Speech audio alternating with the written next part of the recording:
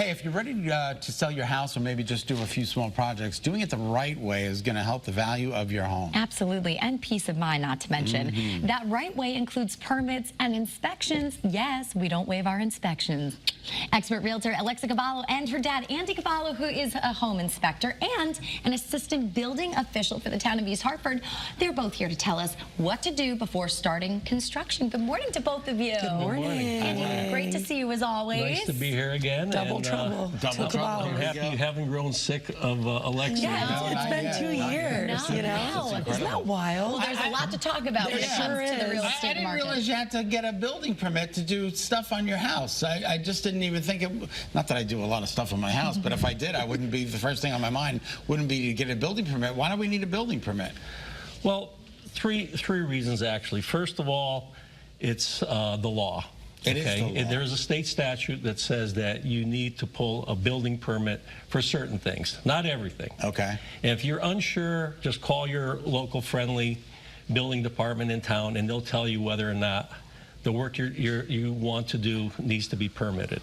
Okay? Can you give us an example, like the kitchen example you gave earlier? Well, yeah, if you're replacing one cabinet, you probably don't need a permit. But if you're doing a whole kitchen, yes. Okay. I mean, if you're replacing a light bulb in a fixture, no. But if you're doing a service change, yes. And why is that? That's to protect us as well as... Well, there's a few things. Besides that, it's a state statute, so it's a law that you need to pull a building permit.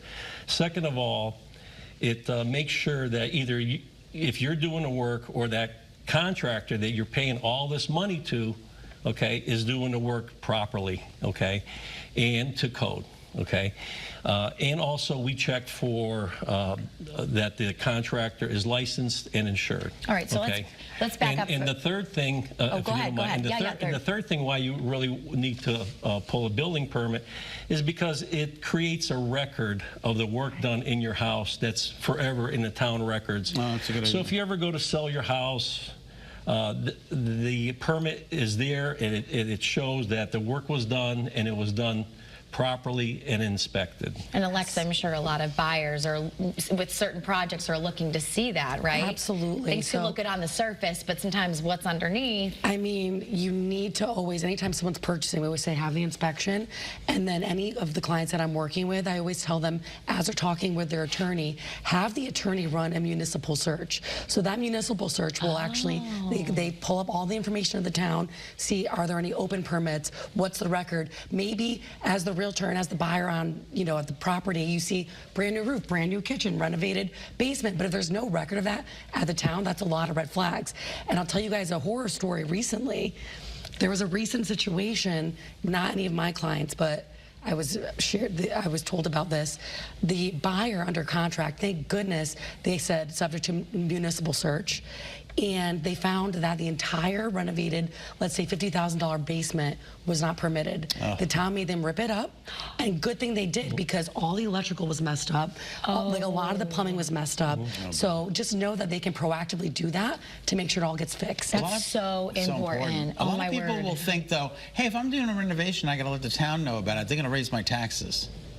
Well, that's just the nature of the game. I mean, you have to pay taxes on finished areas of your house. I want to back it up and talk. So you talked about the 3 reasons why we should have, you know, be pulling permits. So, but what is the process like? Is it the homeowner that actually has to physically do it, or do the contractors sometimes do it as well?